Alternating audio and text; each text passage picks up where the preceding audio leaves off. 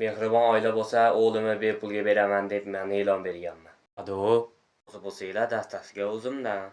Sizni institutga chaqirishyapti. Eshak, hayvon, mol. Nimaga? Ustozimiz sizda gapi bor ekan. Qarzi ham bor. Bunaqa gapligini so'ramadingiz-ku.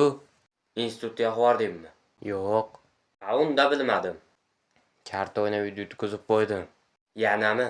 Bu safar hammasi jiddiy. Ustozim yur abid qilamiz dedi. Pulim yo'q desam karta o'ynaymiz. Yutqizsang uyini berasan, yutsang abid beraman dedi. Haqqoniy kelishuv. Yutqazdingmi? Yo'q, yutdim. Keyin ustoz hayolim boshqacha dedi.